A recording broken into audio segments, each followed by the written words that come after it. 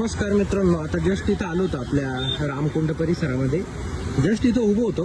फक्त तुम्ही इकडे बघा एकदा. हे बघा किती मस्तपैकी घाण पाणी नदी पात्रात सोडताय. हा मस्तपैकी ओढणीने झाकून ठेवलेलं आहे आणि मस्तपैकी सांडपाणी हे नदी पात्रात सोडलं चाललेलं आहे. किती मस्त ना.